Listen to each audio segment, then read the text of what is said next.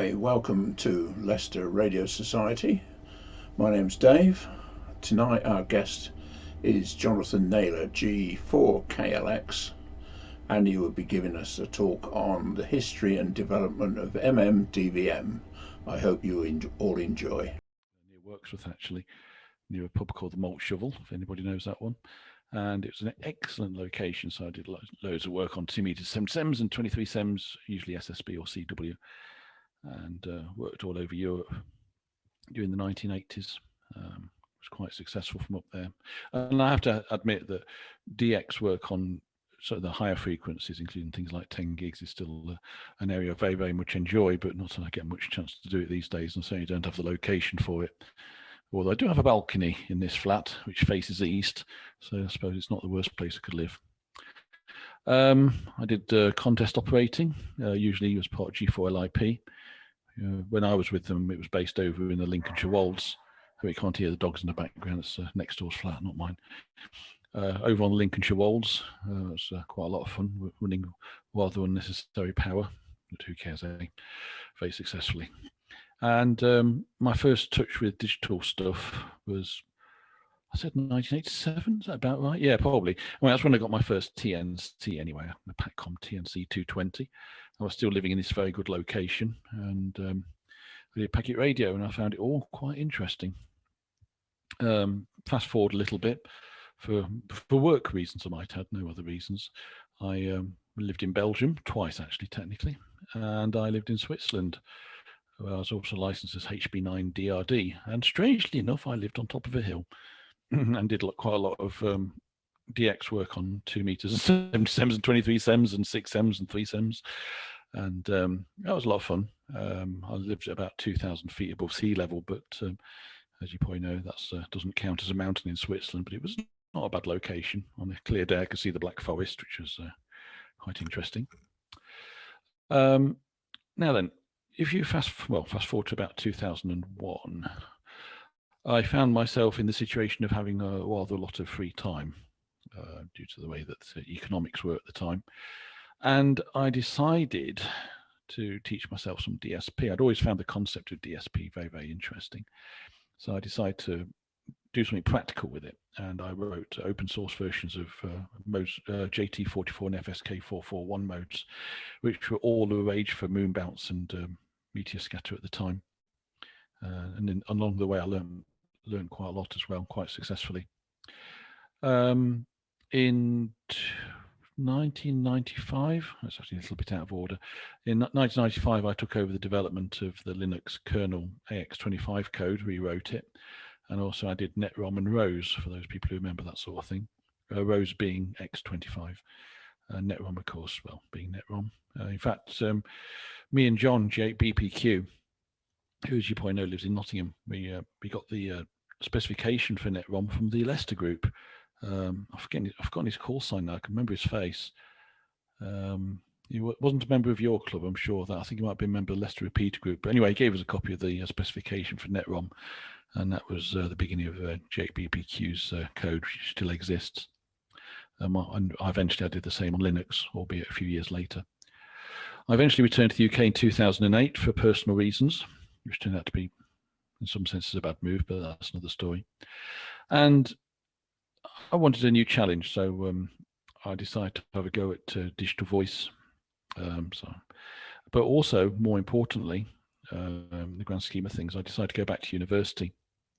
And so in 2009, at the end of 2009, I started doing a master's at the University of Leicester.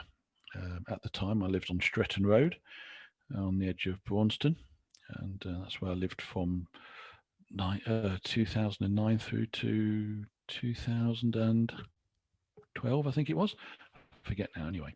So I was at university initially doing a master's, which I finished in 2010, and then doing a PhD, which I didn't actually finish. But one of the main things about the course, as far as I was concerned, although the whole course was very interesting, was that I got to learn the proper theory of DSP, the correct way to do things and the mathematical underpinnings of all these things, as well as more practical things like HF ionospheric propagation, My supervisor was Mike Warrington, G4EMW, who you may know. I think he gave you a talk a few years ago, in person, of course, pre-COVID. He lives in Oadby, I think it is. I've been to his house a couple of times, not recently, of course, but anyway, he's in Leicester. He was my supervisor. A very, very clever man. Okay, in 2009, this is before I started university, I bought my first D-Star radio, an ICOM IC91, which I actually bought from somebody in Luxembourg, of all places, second-hand via eBay. I was living in London at this precise moment, actually, not actually in Leicester yet. That was another story. And I know I could hear GB70K at Bromley, and I found it really interesting. You could hear these mobile stations operating, no mobile flutter, clear audio. I was very, very impressed, the way it worked and everything. But what did worry me about it, and in fact, it worries me about a lot of digital voice stuff, is the fact that a lot of it is purely commercial. Now, I'm not expecting people to go out and build their own radios, because I mean, from where I'm sitting now, I can see a huge number of different handhelds from different manufacturers, and there's very little homebrew in that. But I was just concerned about the fact that the manufacturers did everything from the radios, mobiles, portables, repeaters, software, and I just thought, hang on, we could do with getting a little bit more amateur radio in here and actually getting in there and sort of taking it over, so we weren't subject to the whims of any particular manufacturer. So following on from this, I decided to have a go at building a D-Star repeater, bearing in mind the other digital modes were nowhere to be seen at the time. So that's why there's no mention at this stage of DMR or anything like that. It didn't, as far as amateurs were concerned, they didn't exist, unless you presumably lived in parts of America, maybe.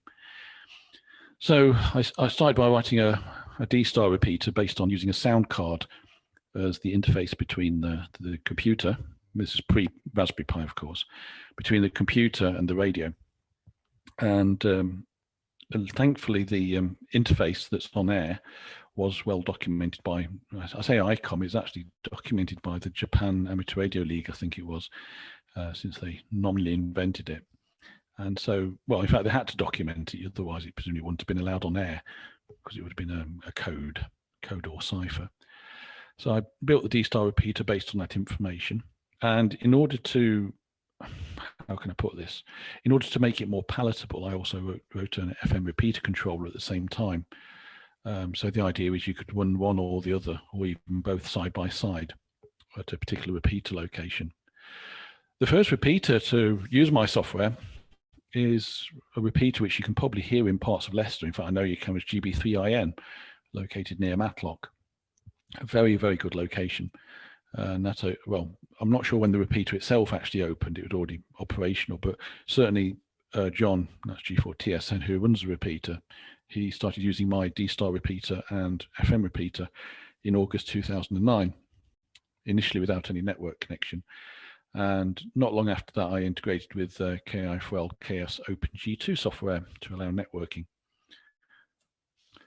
In 2010, I started writing the IRC-DDB gateway. Essentially what happened is the guys behind IRC-DDB essentially contacted me saying, would I be interested in writing a gateway? So bearing in mind when they contacted me, I think I was about 4 weeks away from doing my final exams at university for my master's, sitting in Stretton Road doing lots of revising. So what do? I say yes, didn't I? So my revising went on the back burner for about 3 weeks, and I wrote the first basic version of the gateway. Then I returned to revising for the last week. Didn't do me any harm anyway, I did pretty well. And for the most part, the IRC-DDB system did everything that the ICOM software did, but did it a lot better, much quicker, much faster, better in every way. And my software was completely integrated, whereas the official software was quite disjointed and had to be installed by experts, and you had to have gurus looking after it. Whereas my software, for the most part, was just a case you just quickly configure it, switch it on, and off it went, sort of thing, which is the way it should be, really.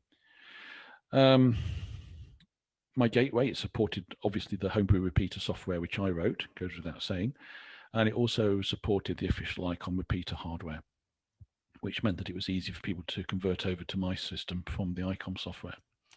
And quite a few systems did. As it says, I started with support for D+, which is what the ICOM software supported. I did D extra, and I did things like DCS, CCS, DRAS, DD. Oh, there's loads of stuff there. All of that was done in Leicester. The initial development of the repeaters was not done in Leicester. The first, I wouldn't say the first version, that's not quite true, but certainly the beginnings were done in London. But by the time it became operational in August 2009, I'd been living in Leicester for, I think, 2 months by then. And so most of the development, and certainly of the gateway, that was done on Stretton Road. Although some of the later stuff, the DCS and CCS, was done when we moved to Valence Road. And so to my mind, my D-Star work for the most part was done in Leicester. Okay, in 2014, I went to Hamvention for the first and, as it happens, the only time in my life so far anyway. Fantastic, absolutely, utterly amazing experience. Don't get me wrong, I absolutely adore ham radio in Friedrichshafen, and I love going. I've been for the last couple of years until the last 2 years, of course, for obvious reasons. And that is also a fantastic experience. But Hamvention, at least in 2014, was like ham radio on steroids. It was extraordinary, I think is the best way of putting it. I had a great time. I was helping on a stand, Northwest Digital Radio, and I met lots of interesting people. I even ended up signing autographs, and I was interviewed by the local television station. It was quite an extraordinary experience. And certainly by the end, well, by lunchtime on the Sunday, I think I got the white flag flying. I really was very, very tired and quite looking forward to getting back to Britain, put my head down.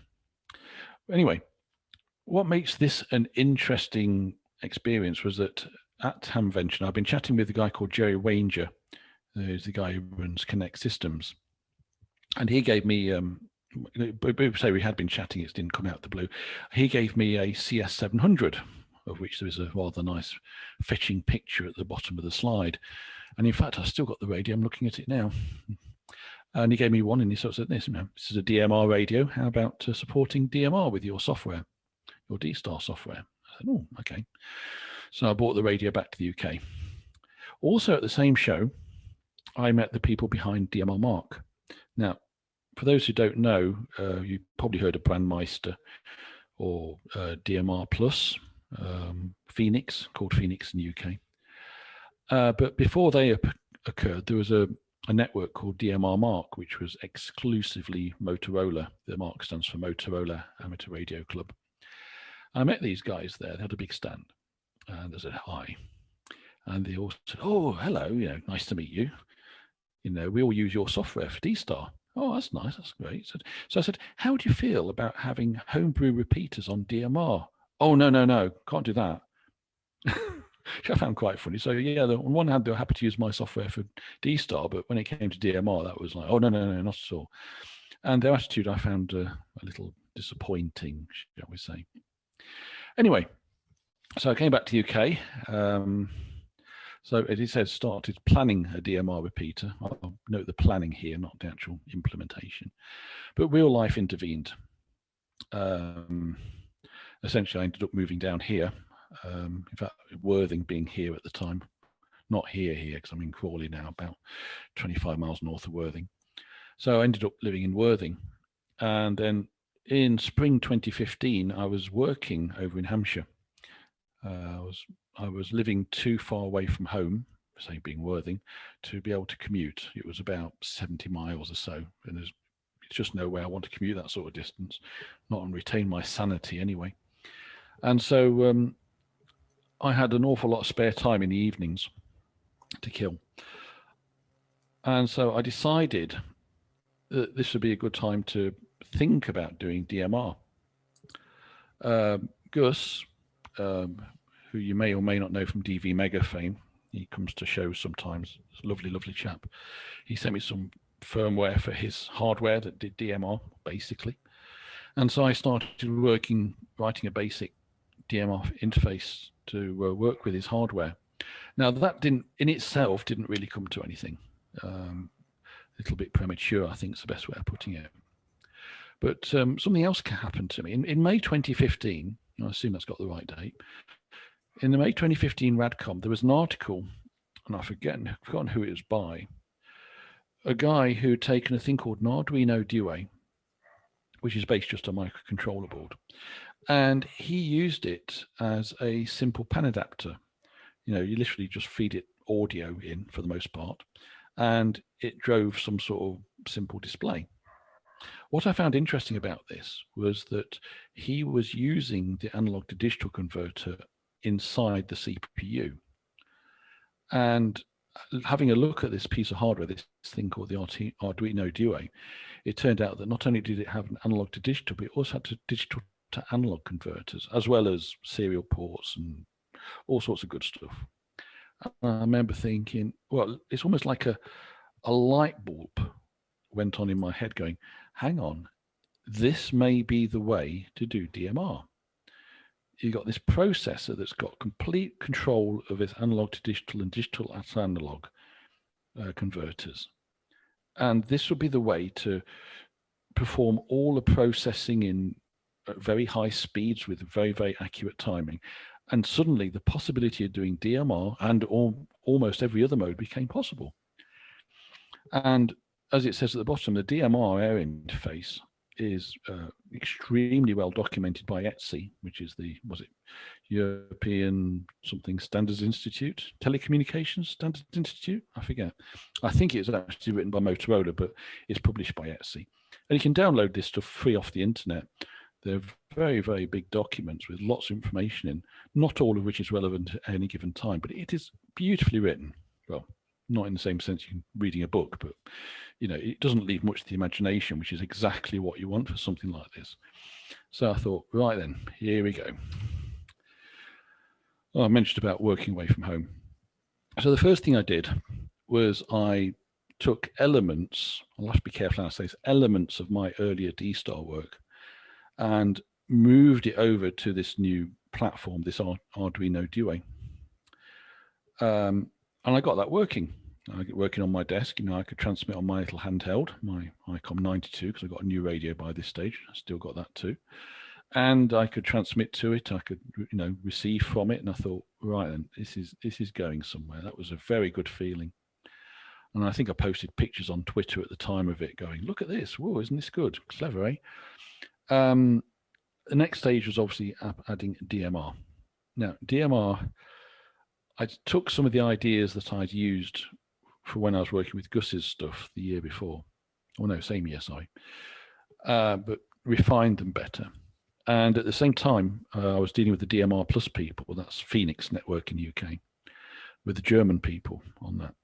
And we collaborated on creating an interface to use over the network that was not owned by Motorola or Hightier or any other manufacturer, because we were very worried about if we used somebody else's standards that potentially there may be legal issues involved. So we defined our own standard for the network side.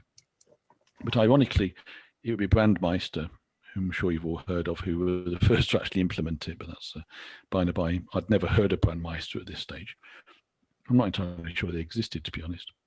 Now then, going back to DMR, the problem with DMR, if you can call it a problem, is that being what's called a TDMA, time division multiple access system, is that the transmitter and receiver have to be very, very accurately synchronized in order to work. And at least within the MMDVM, I can't speak for anybody else's like Motorola's, the timing between transmit and receive is accurate to within 40 microseconds. Not milliseconds, microseconds. Because even 1 millisecond is way too long. In fact, I did at one stage thinking going down to 20 microseconds, but thankfully 40 is enough and it works well enough. But it's vitally important that your transmitter and receiver completely synchronized, either the whole system collapses. And I got this thing to work, much to my absolute amazement. It actually worked. And so in January 2016, to nobody's surprise, because obviously by this stage, news of this thing had got out, I actually released the first version of the software. I did actually feel a bit under pressure, to be perfectly honest, because I announced the fact that I think I'd got D-Star working. This was, let's say, September 2015 or something, maybe August, I'm not sure.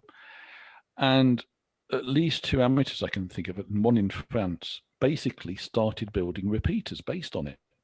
Which I thought, okay, that's nice. No pressure, because I was a bit concerned that although I had these ideas, there was always a possibility that it would all go pear-shaped and it would actually not be feasible, that there was some secret source that people like Motorola or High-Tier or anybody else used that I wouldn't be able to reproduce, but thankfully it worked.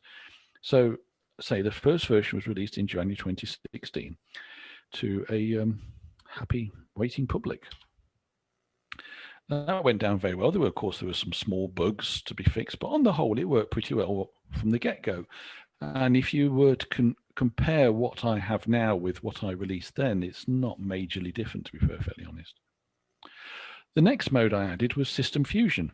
What I did, I remember I used to have to drive past Nevada Radio in Portsmouth to go home. So I think it was Friday afternoon, I left work a bit early and went to Nevada and bought myself an FT1D System Fusion handheld. Yet again, it says the air interface is well documented by Yaesu. It is. There are holes in it, I think probably done on purpose, but not massively difficult to fill in. But it was pretty well documented. So getting it working was not massively difficult. The biggest issue was not the actual voice transmission. That was quite simple. The biggest problem was the Wires X, which, as you may know, is the interface used or used to be used by System Fusion for controlling access to rooms, as they call it. And that wasn't documented at all. So that was just a case of literally getting people to decode System Fusion and send me dumps of the data and to work out exactly how it worked. And even to this day, not all of it is understood, but enough of it's understood to make it work. It isn't very clever, but it's the best I can do. One thing that was very obvious very quickly was that Yaesu were not keen, and still not keen, to have homebrew systems on their network. And so I was forced to create my own reflector system to essentially mimic the room system that they have. And that's what we call it. It's not actually listed here, but it's called the YSF system. In my software, I use the term YSF as a shorthand for System Fusion, save typing. I also added support for a system called the FCS reflectors as well, after Torsten DG1HT gave me the specification a few years ago. So that was very pleasing because it meant that apart from the Yaesu's own system, I covered all bases. At that time, every common amateur digital voice mode was covered by my software. And obviously bug fixes were happening all the time and people would be asking for new features or supplying software fixes. It was great. It was collaborative. And towards the end of 2016, I found I'd actually got a bit more time on this contract over in Hampshire. And so I put out a request on the MMDVM Yahoo group, as it was then, that if somebody could supply me with a P25 phase 1 radio, I would be happy to add support for it. I'd got a copy of the specification published by an organization called TIA, which for life of me, I can't remember what it stands for. I'm pretty sure that T stands for telecoms, and A, I think, is Telecoms Industry Association. Oh, I don't know. Anyway, it's American. Now, if you've not heard about P25, it is not surprising. P25 is essentially the American equivalent of Tetra. It's what is used by fire, ambulance, and police in the States. In fact, anybody else who wants it. It's been going a long, long time, early 90s at the very least. And the first generation of radios, I mentioned the XTS 3000 there, which is the one I had. I don't have it anymore. They're quite old radios by modern standards and can be picked up relatively cheaply in the States, for example. And as you can see, actually, I got it sent from Australia in my case, because they use it in Australia as well. But over here, of course, we don't use it. So there is no secondhand market for P25 radios. There literally are very few in the country. I believe that they're used in American Air Force bases in East Anglia by the American security, and obviously not the British. Well, that's only what I've been led to believe, but that certainly doesn't represent a large pool of radios. Now, P25 has gone through at least two, they call it phases, don't ask me why. P25 phase 1's fairly simple. It's a basic digital voice mode, not particularly clever, but it's got a very nice audio, must be said. And so I got this radio, I can't remember exactly when, in 2016.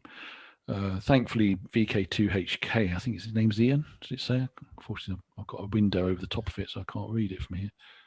Ian, that's right.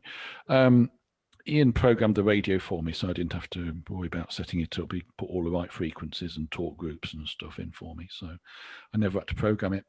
And so I was able to add P25 to the radio. The only problem was that the networking side of P25 is not documented.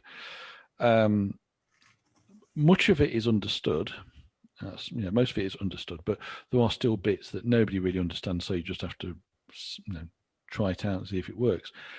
And there was an existing network system called P25NX, and so the guy who ran it at the time, it's different people now, he wasn't keen for me to join his network, but he's okay. He's a nice guy. I've met him. In fact, I bought one of his radios off him a few years ago. I actually met him last year at Hamcation. Just to mention that P25 also has a thing called Phase 2, which in terms of technology is closer to what we have over here with Tetra, but that's much more complex and I don't support it. The ultimate, how can I put it, kudos for me was that I gave a talk not dissimilar to this one at a show in near San Francisco in 2018 called Pacificon. A very, very excellent. It's held in a hotel. So it's actually quite nice to have this radio show on the ground floor. And if you get a bit tired, you just jump in the elevator, go up a few floors and you get back to your room. And then when you've recovered, you go back downstairs again. It was quite an amazing experience. A lot of fun. A very nice event. But I gave the talk. In fact, I gave it twice, to be fair. And at the end of one of them, this guy came up to me, a W6 call sign. Unfortunately, I don't remember his call sign. And he complimented me. And it turned out he was one of the designers of P25. And I have to say, I enjoyed that. It was a good feeling. That was a very nice man.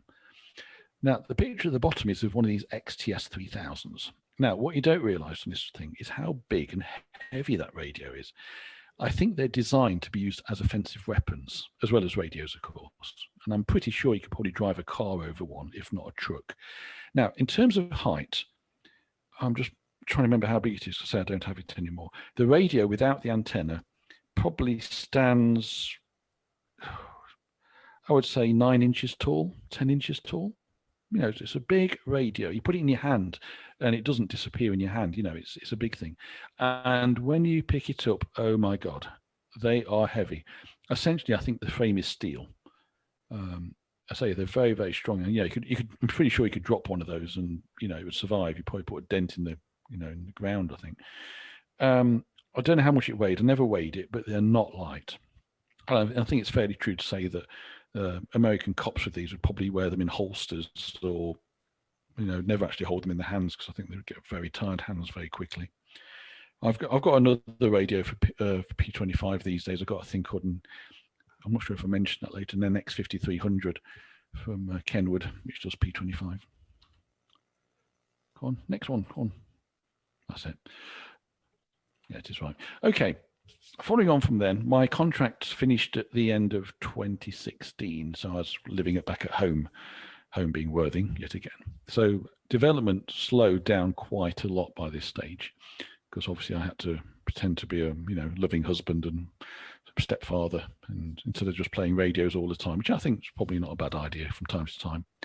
Anyway, sometime in 2016, I was contacted by Jim, KI6ZUM, to say, oh, don't tell anybody, but I'm bringing out a hotspot, MMDVM hotspot. It's like, oh, wow, gosh. And as it says at the top, and I have to admit it, I didn't see them coming. It came as a complete shock to me, in a good way, but it seems so. It was still a bit, oh, wow, gosh.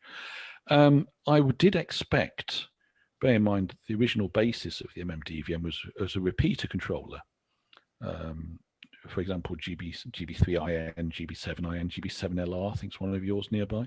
That's all MMDVMs. And I expected people to put high power simplex gateways on. You take an MMDVM, you marry it up to some sort of radio, maybe an ex-commercial radio like a Motorola GM360 or something, put it on a simplex frequency, and you'd use that. So I expected that's what people would do. However, the thing called the Gus, who I mentioned earlier, had already done the DV Mega, and that supported D-Star, and he added DMR and System Fusion. But the MMDVM came along, and it used a much more powerful processor than Gus did. And it meant that it was able to support all the modes, and in fact is able to support lots of modes in the future as well. Whereas the dear DV Mega, which is a lovely bit of hardware, has got a relatively limited processing power. So the first MMDVM hotspots came. Oh, spelling mistake. How did I miss that? Hotspurs. No, it's hotspots. The first commercial MMDVM hotspots came from KI6ZUM, and I've got one or two here. It's called the Zoom Spot. They are still available. If you want to buy one, Martin Lynch is the place to go for that, or go to the States. Later on, and this is no particular order, came the BI7JTA. His gear is beautiful. And also the N5BOC boards from Texas. Got one of his duplex boards, and I've got a BI7JTA duplex board as well. The only difference between simplex and duplex is, as you'd imagine, the simplex board has got one radio IC, and the duplex board has got two radio ICs, one for transmit, one for receive. They only run about 10 milliwatts, so you haven't got a massive range, but they are quite a lot of fun. They can do, as it says, most of the modes that the modem version can do, the modem version being the one you put on a repeater, but not all, as we will see later. So far, everything I've shown you is possible on both types. Okay, as it said, I had a lot less time for MMDVM development, but I didn't entirely do NOUT. So I had enough time to create a thing called the DMR gateway, which allowed you to use your DMR hotspot or repeater to access multiple DMR networks simultaneously. One of the main reasons for this was because I was a little bit concerned that one or two of the networks are getting a little bit too big-headed, and I thought that if people had the choice of more than one network simultaneously, it might keep them a bit more honest. A bit too much politics, probably. Everywhere else, for the most part, it was just minor improvements, adding this and that, but nothing major. But as it says, this was the year of the rise of the hotspots. And for myself, I bought this wonderful thing called an NX5300, which does, as it says, FM, DMR, NXDN, and P25. Put it this way, I could actually buy one of them, or I could buy a car, and I bought a radio instead. It's a beautiful radio, full spec commercial Kenwood radio, not for amateurs mostly, but it is a lovely radio. Right, in 2018, I started another contract, also in Hampshire, although not in the same part of Hampshire, near Southampton this time. Yet again, it was too far to commute. So I had time to do something, to do more on the MMDVM. So because I bought the NX5300 the year before, I was in a position of having access to a digital voice mode, which I didn't support in the hardware, namely NXDN, which is a joint ICOM Kenwood communications protocol. And so I thought, well, I've got a radio that already does this mode, so therefore adding this mode would only cost me time. I wouldn't have to actually go out and buy a new radio. So I obviously reprogrammed my radio to do NXDN, which it wasn't doing at the time.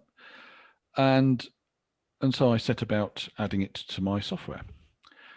The only problem was that NXDN is sufficiently different from the other modes that I had to add extra filters, software filters, these are not hardware. And it meant, unfortunately, that as it stood, the original Arduino Duo based systems, they would become obsolete in the sense that if you try to run NXDN at the same time as the other modes, they would literally run out of processing power. They could not keep up, poor things. although it must also be said at this time that other hardware was becoming available, much more powerful hardware. So the problem wasn't that bad, but it did mean that people who'd been early adopters could potentially be left out. Although not documented, I managed to reverse engineer the icon repeater protocol. So I use that for internal connections.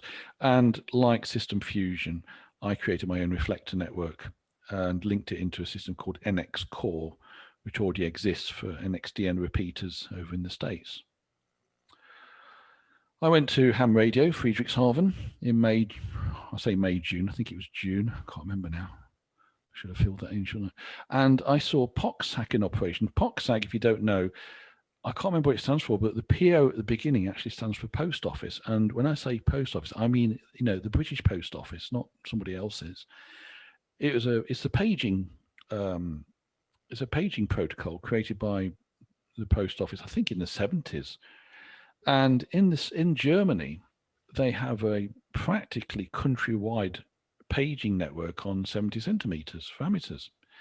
And essentially what happened, I got picked up from Frankfurt Airport by Florian, DF2ET, and I've forgotten the other guy's name. And it's, you know, Frankfurt is actually quite a long way from Friedrichshafen. And I was sitting in the back of the car chatting away in German, because I do speak German a bit. And throughout the whole journey, this pager was bleeping away and behind me. And we stopped and I said, "No, Florian, what's all that bleeping going off?" And he says, "Oh, it's my pager. It's, you know, it's POCSAG. It's a network we have in Germany called DAPnet." And he showed me the pager, and it was coming in with all sorts of information about weather and all sorts of things. It's a single frequency network on 4399875, I think it is. And of course, they use their own amateur network to link them all together. Now, that's a separate issue. That's nothing to do with the MMDVM. But it was absolutely amazing to watch. It was a very, very impressive system. And obviously, if you've got a pager, it's a one-way thing. You only receive pages, but DAPnet does allow you to put messages into the system. Some are automated. You can request, for example, to receive spots from the DX cluster, for example, or you could have weather or traffic or whatever. So you can have all sorts of interesting data sources. And so when I got back to the UK, I thought it would be nice to at least add the capability of POCSAG to the MMDVM. So I bought one of those pages you can see at the bottom, somewhere, kicking around here somewhere, and I added it to the MMDVM. Not a particularly difficult thing to do, because obviously it's transmit only. There's no receive needed, which makes life a bit easier. But it was fun to do, and I was able to send myself messages, quite rude messages, in fact, for testing purposes, you realise. And I also wrote a gateway to link into the DAPnet system in Germany. And within a very short time, the MMDVM became the largest, software group. When I mean the largest number of users on the DAPnet system were using MMDVMs, either in repeaters or on hotspots. And that went down very, very well indeed. I enjoyed doing that. It's good fun. Right. Oh God, there's a fat person on the left. That's me. I think I've lost a bit of weight since then, but sorry about that. Sorry for offending your eyes. Andy, CA6JAU. Now, when I mentioned hotspots, he was co-designer of the hotspots, maybe the design, I'm not totally sure, but essentially hotspots is his thing. But another thing he's done is that he's created cross-mode adapter software. When I mean this, is that a number of the digital voice modes use the same voice coding as each other. And he rightly realized that potentially you could have a conversion from one mode to another without any loss of quality, and vice versa. So he added quite a few programs. For example, DMR to NXDN, they use the same voice coding, no problems. DMR to YSF, pretty close, and so on and so forth. And the line below that says DMR equals NXDN equals YSFDN equals DPMR. Forget DPMR, that's another mode. And P25 phase 1 is the same as YSF VW mode. So he wrote all of these interesting adapters which require no hardware because all the jiggery pokery is just a matter of moving bits about. There's no requirement for any external chips or anything like that. And that picture at the bottom was taken in the summer of 2019. You can tell it's summer because it's been raining, as you can see.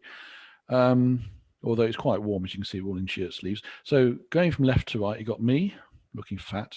Yeah, dear me. Andy, CA6JU in the middle, because he was visiting London on business. And on the right is, I've forgotten his name. It's BG3MDO, but he's actually based at Cambridge University, and he's got both an M6 and a 2E0 call sign. I've forgotten his damn name. Very, very clever man. He's also built some MMDVM hotspots and things. We had a great time in London. It was sort of like July 2019, I think it was, hence the rain. Right, why not update it? That's it. Okay, more development work. Oh, gosh, 2020, we had lockdown, didn't we? I also had quite a long time not working as well, which financially has not been very good. So if you want to send me lots of money, I'd appreciate it. But anyway, I had quite a long time not actually working. My previous contract ended at the end of January 2020. It simply came to an end, I might add. I mean, the work got completed. I remember I went to Hamcation, an excellent event, by the way, in Florida in February 2020, right at the beginning of February. And I found that a very weird experience. I left the UK. It was actually a storm that weekend. In the UK, it was horizontal wind, rain, pestilence, frogs, you name it, it happened. I arrived in Florida. This is early February. I was in shirt sleeves. I mean, it wasn't boiling, don't get me wrong, but it was shirt sleeves. And going to a radio show in February in shirt sleeves is a bit mind-numbing, to be perfectly honest. And of course, for the people in Florida, it was cold. For me, it was like, whoa, this is great, It's like a good summer's day in the UK. So I went to Hamcation, had a great time, saw lots of friends, and Gus was there of DV Mega fame, so had a great time with him and his friends as well on one evening. And I met lots of interesting people there, some I'd met before, but the biggest request from a lot of people was, why didn't I add FM repeater capability to the MMDVM? Because a lot of these people were running multi-mode systems, but they wanted FM. Now, you could do this by having an external FM controller, because you can buy them off shelf or build your own with SVX Link or a number of other bits of software. But they said, why don't you build it into the MMDVM so that we don't have to do that? So it's all just in one box. So I thought, I've got quite a lot of spare time. Why not? So I started work on it maybe March last year. I do forget when. Phil here will be able to tell you because he was involved with it in it quite a lot. It started as a basic system.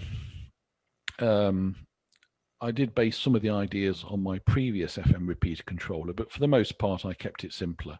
So, for example, it uses CTCSS. It has no 1750 Hertz support. It won't have either. The whole system is completely customizable. When I say it's customizable, I mean the tones and the timings. What I was trying to do was to get away from the position that some repeater controllers in the UK, and maybe in the world, but certainly in the UK, without naming names, force your repeater to have a certain sound. And especially if you're replacing an existing repeater controller, surely you'd want it to stay the same because the tones and everything define the character of your repeater, I think. And so I allowed it to be completely customizable so that in theory you could reproduce almost every repeater in the UK and probably the world. And in fact, the default settings for it actually sounds like GB3FR used to sound like back in the 1980s. I did think about reproducing GB3PI, but I went for FR instead. One of the things I did do, which I haven't mentioned here, was that I wanted to, God, it sounds really sad, doesn't it? I wanted to recreate what repeaters used to sound like in the 1980s. Now, nowadays, repeater controllers are so clever, they use sine waves. And sine waves are actually quite boring. They're quite boring tones. So what I did was to recreate the sound you'd get with the old CMOS or TTL controllers. I created all the tones, apart from CTCSS, I created all the tones as square waves, nice, clean square waves, and essentially put them through a dirty great filter, a very good one between 300 and 3000 hertz, so that all the harmonics above 3000 hertz are attenuated viciously. But it meant that below 3000 hertz, you'd get some harmonics of your square waves, the first and third and fifth or whatever, which meant that your repeaters would sound more like how they used to. And to my mind, that actually sounds more interesting, sounds more characterful. Perhaps I'm just a bit weird, I don't know. A little bit later, I added a possibility of network connections. And indeed, now you can actually link it into all-star systems. And also, people are working on, I think it exists for M17. You can actually get FM to M17 converter. So you could use FM to access a digital voice mode. It's all a bit confusing. I'm not involved with that. The only downside from all this is you can't run it on MMDVM hotspots. The hotspots, the IC on it, is only designed for digital waveforms, and you can't use it on FM. So this purely applies to the modem controller, I'm afraid. It's not my limitation, it's just the way it is. Right, having done FM, I thought, what else can I do that's really silly? Bearing in mind I've got plenty of spare time available to myself. I thought, why not add AX25? Go on, let's, after all, I've added POCSAG from the 1970s, and why don't we go back to the 1980s and add AX25? So I added AX25.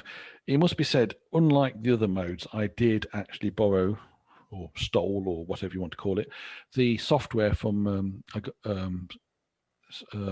a TNC out there by a company called Mobilink D, but the software is licensed under the same license as mine, so there's no issues. I say stole, but it's meant to be taken and used.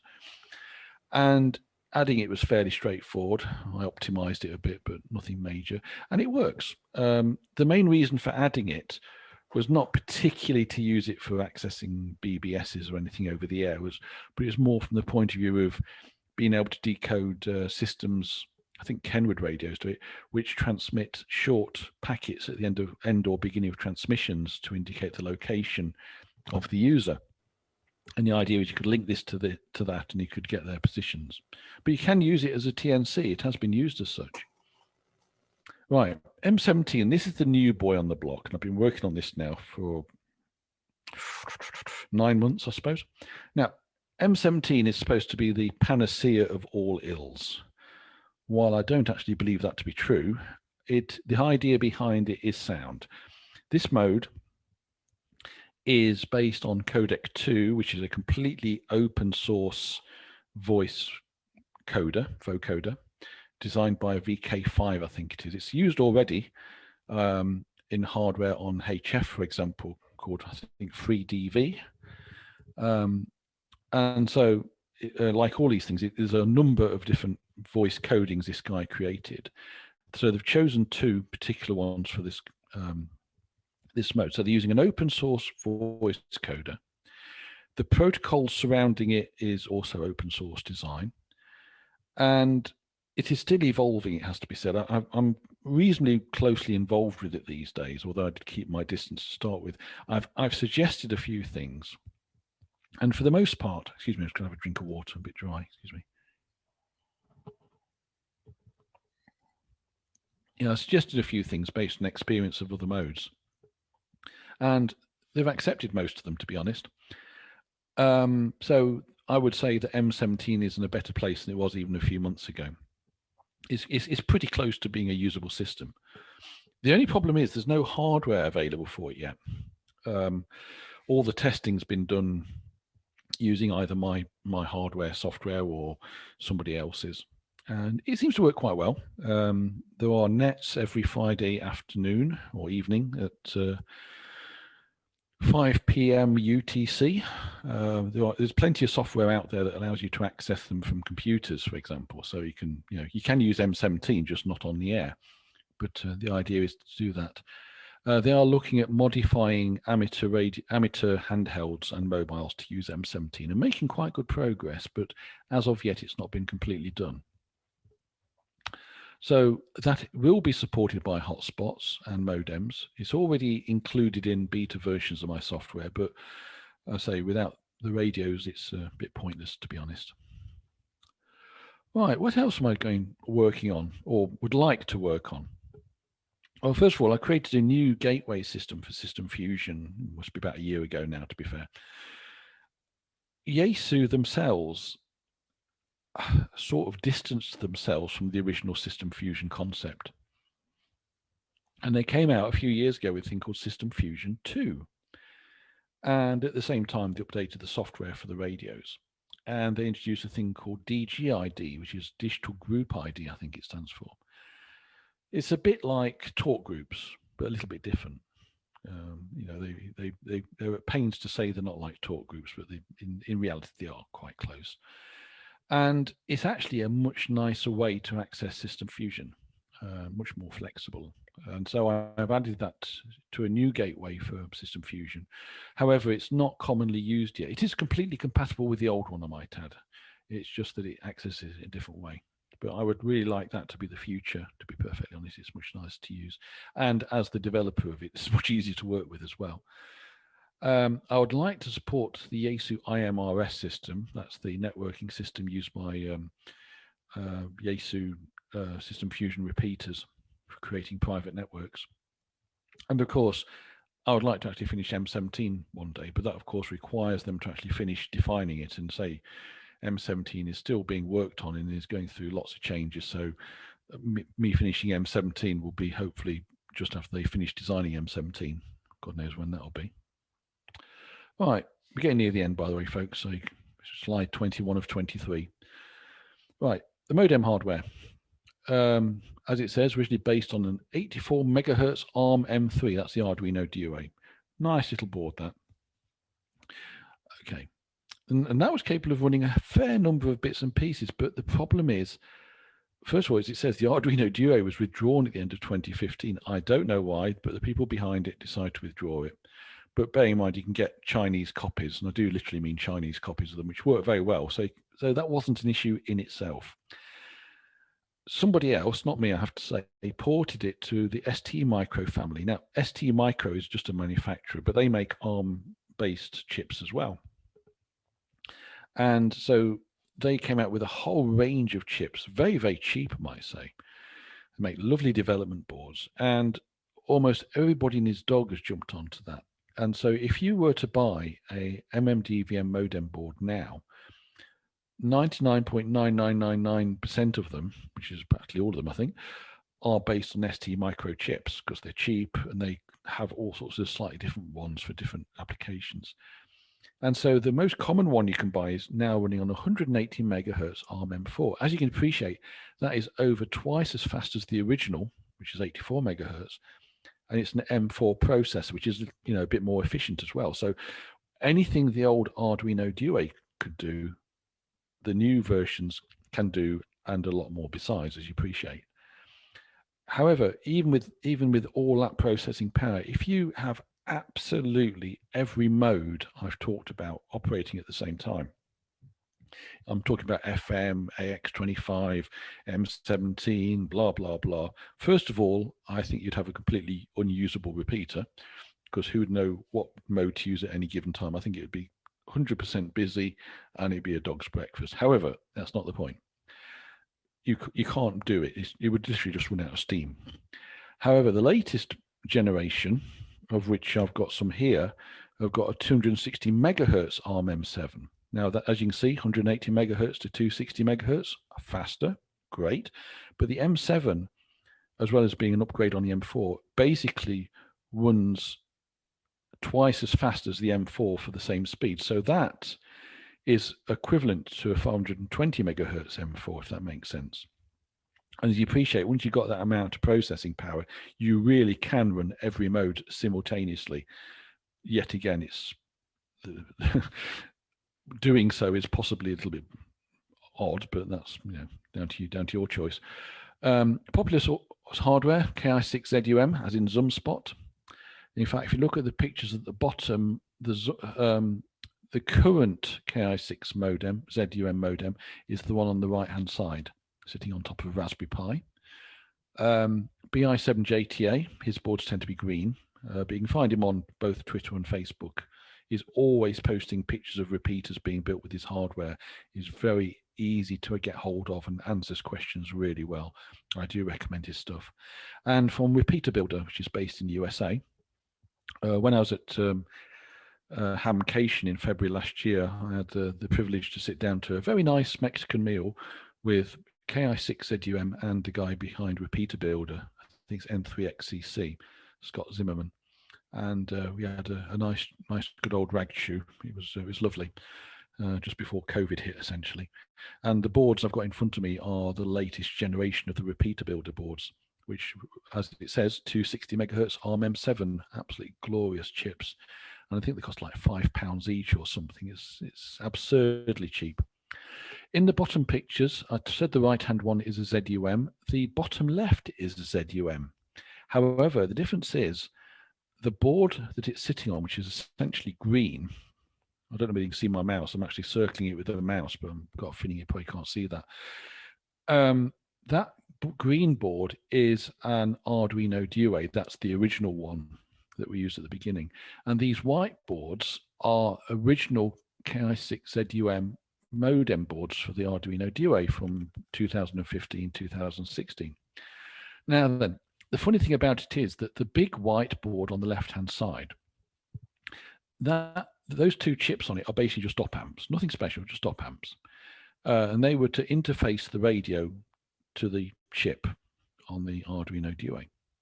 So it came out with that in, let's say, it's before the end of 2015, certainly, because I remember getting some of the early ones. The problem was, we found this out very quickly, was that the timing of the Arduino Duo was not good enough for DMR. And when I say that, I told you that everything was synchronized to 40 microseconds. That is true. But if your board doesn't have an accurate idea of what 40 microseconds is, you've got a problem. And we found that the normal clock inside the Arduino Duo just wasn't accurate enough. It would drift. So the 40 microseconds would drift from 39 to 40 to 41 to 42, then 41, then 40. It would drift all over the place depending on the temperature. And we're talking, in less than a second here, not a long-term thing, which wouldn't be a problem actually. Literally within 1 or 2 seconds, it was all over the shop. And so very rapidly, literally in weeks, Jim, ZUM, he came out with a second board, which is that thin board sort of in the top middle. It's like a second board, and all that was a temperature controlled crystal oscillator pumping 20 megahertz, I think. No, 12 megahertz, that's it.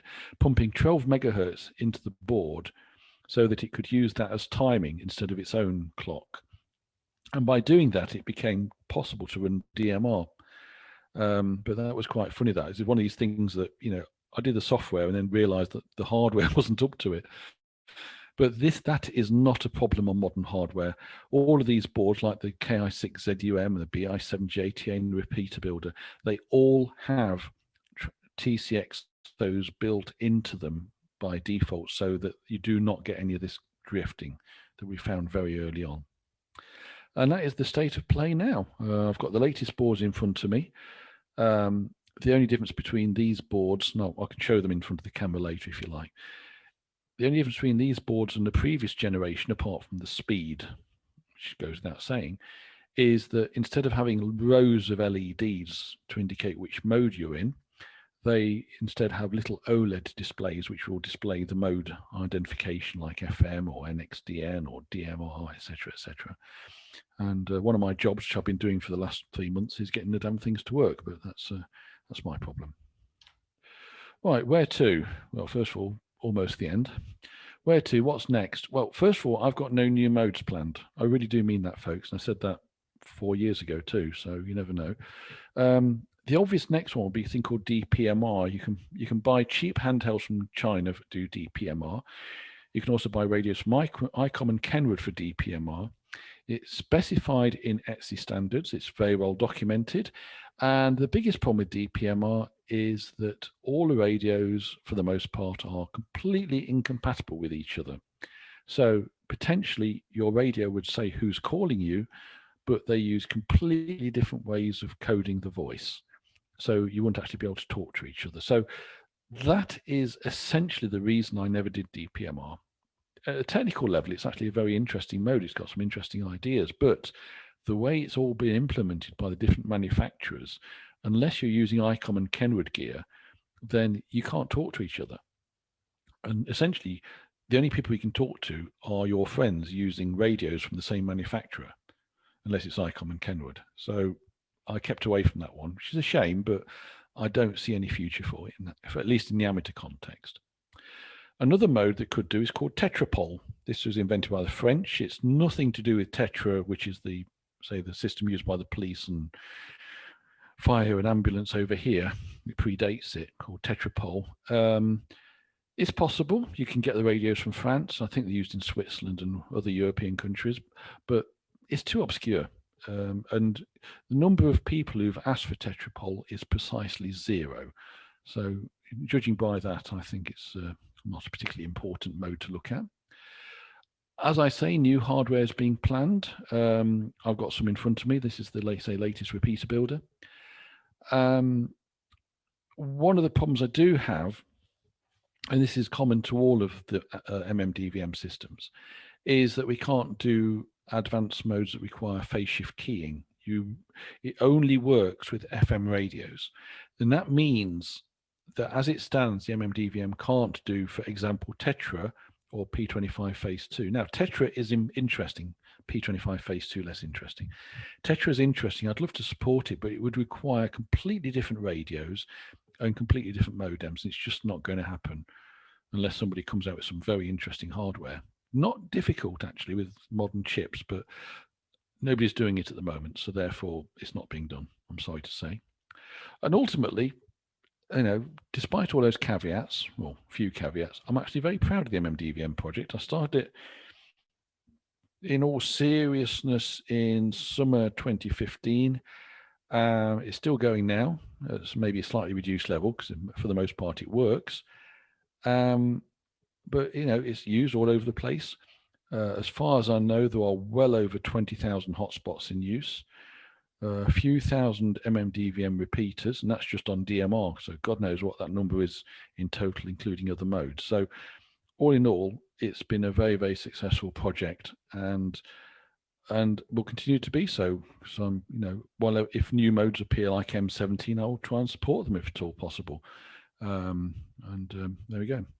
So with that, thank you for listening, and you can look at my ugly mug again in the dark. It's gone dark during my talk. Cool. Lots of people.